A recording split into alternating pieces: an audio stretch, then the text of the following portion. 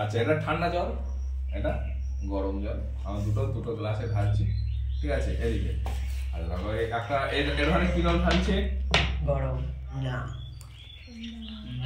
ঠান্ডা। এটা আমরা ঠান্ডা জল ঢাললাম, ঠিক আছে?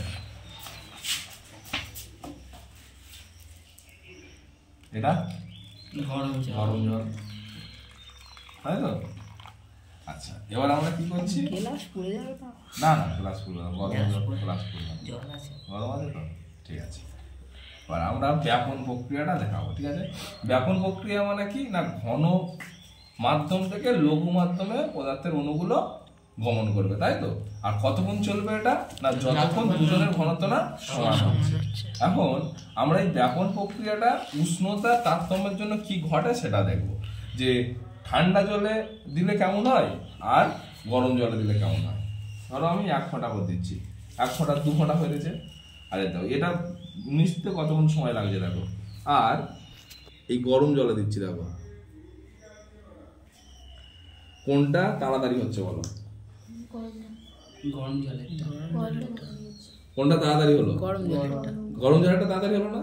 তার মানে কি দেখো, এইটা কিন্তু এখনো পুরোপুরি হয়নি, এখনো পুরোপুরি হয় না, কিন্তু এ পুরোপুরি হয়ে গেছে। দেখো ঠান্ডা জলটা এখনো নিচে ফাঁকা আছে, দেখো মাঝখানের পোর্শন ফাঁকা। গরম জলের কোনো জায়গা গ্যাপ নেই, তাই না? তাই তো? কি হয়েছে বলো তো, উজালার তো ঘন মাধ্যম ছিল, উজালার ঘন মাধ্যম গুলো এখনো কিন্তু দেখো সাদা, এটাই হয় না। দেখো এখনো নিচে ফাঁকা আছে, দেখো নিচে এখনো অনেক ফাঁকা, এখনো চলছে। আর এর দেখো এর সবটাই হয়ে গেছে, তাই না? দেখো এর সবটা হয়ে গেছে তো। কি হয় বলতো, যখন উষ্ণতা বাড়ানো হয় এর যে অণুগুলো আছে এদের গতিশক্তি বেড়ে যায়, যার ফলে তাড়াতাড়ি সবটা জায়গায় ছুটোছুটি বেড়ায়, ওই জন্য সব জায়গায় তাড়াতাড়ি হয়ে গেছে। আর যখন এর উষ্ণতা কম ছিল, যখন কি হলো, এই উজালার যে অণুগুলো এদের গতিশক্তি কম ছিল, ওই জন্য দেখো এখনো হয় না, দেখো এখনো চলছে, এটা এখনো চলছে, এখনো সবটা হয় না, তাই না?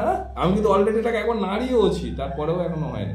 এটা এটা নাড়াইনি, দেখো গরমটা নাড়াইনি, এখনো পুরোটা হয়ে গেছে, তাই না? তার মানে এটা কি হলো, উষ্ণতা যত বেশি হবে পদার্থের অণুর গতিশক্তি বেড়ে যাবে। চলো, যত গতিশক্তি বেড়ে যাবে তত তাড়াতাড়ি একটা পদার্থের সঙ্গে আর একটা পদার্থ মিশে যাবে, হ্যাঁ কি না? কি বললাম, বোঝা গেছে? এইটা হচ্ছে ব্যাপন। তাহলে ব্যাপনের উষ্ণতার উপর কিভাবে ডিপেন্ড করে? যদি উষ্ণতা বেশি হয় ব্যাপন ক্রিয়ার হার বেশি হবে, আর উষ্ণতা যদি কম হয় ব্যাপন ক্রিয়ার হার কম হবে। তাহলে উষ্ণতার সাথে ব্যাপন এইভাবে ডিপেন্ড, ঠিক আছে? এটা সমানুপাতিক।